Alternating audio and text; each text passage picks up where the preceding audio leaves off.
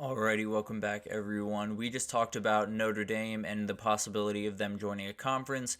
Seems like they're relatively happy right now being an independent, but I think that could be changing over the next couple of months. But let's talk about the NCAA and the hip drop rule. There has been a ton of conversation around this over the last week or so as the NFL has changed some of their rules, and one of them people seem to really love and be really into, and one of them people seem to hate, and it's the hip drop tackle. But let's start with the one that everyone seems to like, the kickoff rule, just to go through what these rules are actually going to be at the next level, so you can keep an eye out on them, because it's very possible that these end up finding their way to college football at some point. So for the kickoff, the kicker is still at the 35. That has not changed, but the rest of the kickoff team will be on the opposing team's 40. So definitely a huge change. They will only be 5 yards away from 9 players on the receiving team. So it'll be 1 player at the 35, 10 players on the kicking team at the opposing 40, 9 players on the receiving team at the opposing 45, or at their own 45, I guess, and then two returners deep for the returning team. So definitely a little bit different of a configuration. Going to be a very interesting thing to see how all of this kind of unfolds. A touchback in this scenario goes to the 30 instead of to the 25 as it used to be, or I believe the 20 in the NFL actually, but it goes out to the 30 now. The kicker, if he kicks it out of bounds, it goes to the 40. So there's a lot of confusion. It's a little bit different for sure, and there's going to be a lot more returns. It seems there's going to be a lot more action on kickoffs, which is something I'm very much looking forward to. I think it's going to help a lot of young players who are getting on the field for the first time have those reps be very helpful and be able to get off blocks and make an open field tackle and do the things that have kind of been deprived of them the last couple of years as touchbacks have become more and more common. Obviously, one of the things that people don't love about this is it does kind of take away the surprise onside kick, because usually you'll have to essentially declare that you're doing an onside kick because you'll have to set up in a different formation, essentially what they used to set up in for a lot of these. I think you can do offset alignment, so you can have like 7 guys on one side of the ball and 3 on the other instead of having to have 5 and 5. So that obviously helps the opportunity to recover these, but the surprise onside kick coming out of halftime and that type of thing probably won't be happening anymore. But at the end of the day, in 2023, there were only 2 in 272 regular season games, so not necessarily the biggest loss in the world. But it'll be really interesting to see all of this kind of be implemented at the next level. I'm very interested in. I actually really love this rule. I think it's going to make the games a much more fun, add more players to the equation of winning, and also add some fun strategy that was not there before for special teams coordinators, which is something I'm always into. So I know college football is looking at this. I know Kirby Smart is a big fan of this. So I wouldn't be surprised if this was one that maybe not in 2024, possibly things happen very quickly, but definitely in 2025, I would not necessarily expect to see this, but I would not be surprised at all if this was a part of college football in 2025. And then there's the other side of the coin, the one that everyone is not too happy about, which is the hip drop tackle ban. And this one's a little bit harder to explain, even though the kickoff rule is all over the place, and I'm sure there were some parts of that I either left out because it's all over the place. But the hip drop tackle is as confusing of a thing as really anything in college or in football right now, because no one really knows what they're talking about. So let's get to the definition from the NFL. It's when a defender grabs the runner with both hands, the grabs the runner with both hands or wraps both arms around and unweights himself while swiveling and dropping his hips and or landing on and trapping the runner's legs. So a lot goes into that. Obviously, this is something that has been talked about for the last couple of years, and there's been a lot of contention around it, some confusion around it, obviously, because I'm not really sure what that necessarily means in terms of actual field, the implication on the field. I don't necessarily know what that looks like. I don't know if refs know what that look like.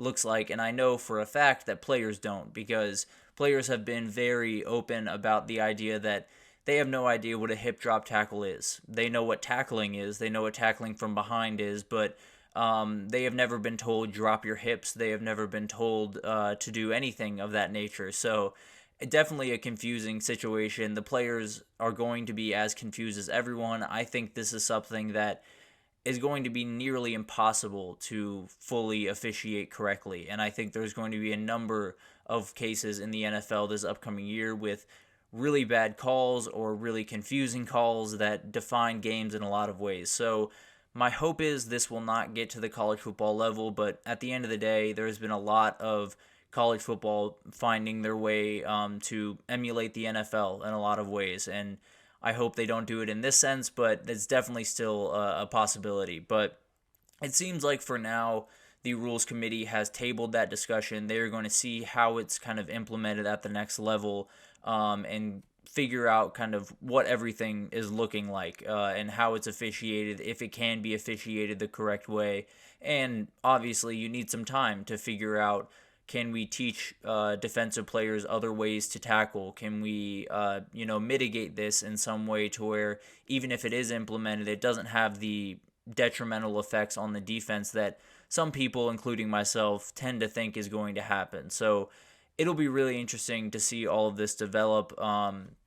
There has been a ton of conversation out of the NCAA Rules Committee about this. They've talked to NFL officials last week, I believe, and they've kind of come to an agreement that is just, as of right now, it's not in a good position. One of the rules officials at the NCAA Rules Committee had a quote in this article from CBS Sports just talking about the hip drop tackle, and it's the conclusion from this year's meeting was that we needed a solid definition of the action. Weighting is an excellent way to teach our players how to avoid the technique and make sure we can administrate it. So it seems, at least from my perspective, that they are not necessarily planning on making this a thing, but it's definitely a big topic of conversation. It's definitely something that they are looking at very intently, and they wouldn't necessarily be opposed to introducing into the college football level, and it makes sense. I think there's obviously some arguments the NFL has made to kind of push this forward that have made sense to me, and I totally understand trying to protect players. That's the ultimate goal. College football and football in general is a very dangerous game. That's kind of the way it is, and you want to be able to mitigate injuries as much as possible. You want to make sure that these kids are as safe on the field as they possibly can be, but sometimes they're just not going to be safe. Like, this is football. They do, run at each other at very fast speeds and run into each other and with a lot of force. So, like, there's an idea around this, and there's the execution, I think, is mainly the problem more than anything else. I get the idea of trying to keep players safe.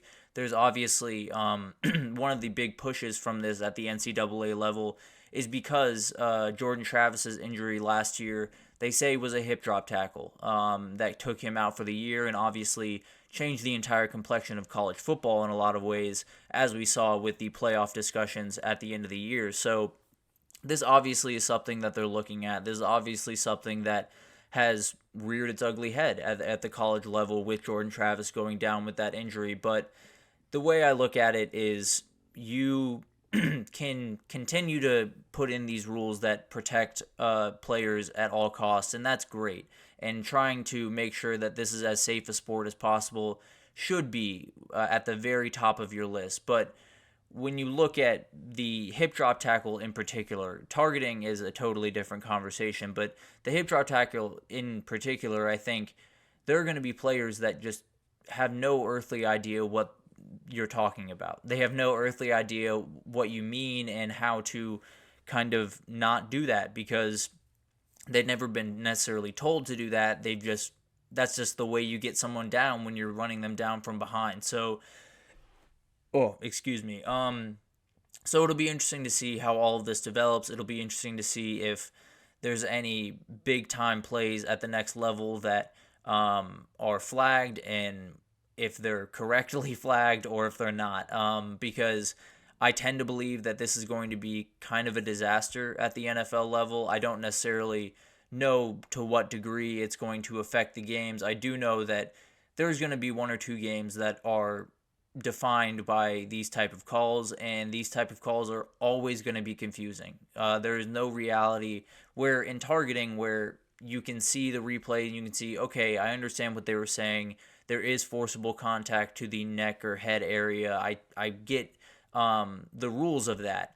When we look back at hip drop tackles this upcoming year and we kind of review them as they're reviewing them in the booth or whatever, I think there's going to be people across the country that have no earthly idea how this is supposed to be prevented, have no earthly idea what the goal is here or how to kind of mitigate this. So it'll be weird. I think there will be a ton of examples at the NFL level that are not great, and definitely will bring this back into question. I hope that it does not find its way down to the college football level, because I think it's going to be even a sketchier situation down there. I mean, we have a quote from Kirk Ferentz here where he talks about basically, he says, "My concern is the rules putting too much on the officials.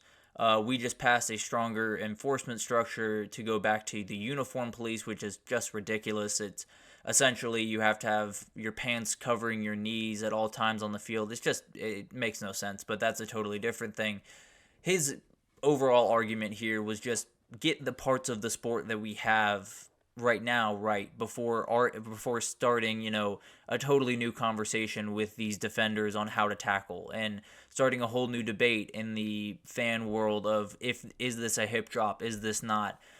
Just get the pass interference calls right, get targeting calls right, make sure that all of the things are running as smoothly as possible that we have currently before adding another layer to this discussion. So college football for the time being is staying away from it. They are going to let this kind of play out at the NFL level, but I would not be surprised if it found its way down to college football, because it seems like a lot of these rules that seem questionable at the time end up finding their way to be mainstays in the sport at this time. So it'll be interesting to see all of this develop. I tend to believe it'll be a weird year in the NFL that will make a lot of fans very mad, including myself, I'm sure. But we'll see, I suppose. I think in 2025 they will revisit this and they will talk about it more and see what kind of is going to happen from this. But at the end of the day, I really hope that this does not make its way down to college football, because I just think it would be very detrimental to the defenders' play. I think it would be detrimental to the way that games are officiated, and would just leave way too much up to the people that aren't dressing in uniform and aren't playing these games in the referees. So I hope it doesn't happen, but it's definitely on the horizon, it seems. So buckle up, I guess. I'll keep you updated with all of the happenings at the NFL level, just to get an idea of what is going on, if it's picking up steam to go into college football next year. But for the time being, I think they're staying pat, which is definitely a good thing. I don't want anything changing too quickly around college football right now with everything else happening. But we're going to take our final break here, and when we come back, we have a Good Vibes Monday for you. Today, we're going to start talking about teams that can kind of step into the playoff picture. Obviously, there's much more spots to go around now, so you now have the ability to play 10-2 football or 9-3 football in some circumstances and make your way into the dance. So we will talk about some of those teams right after this, and we will break down what I kind of think they are capable of. So stick with us.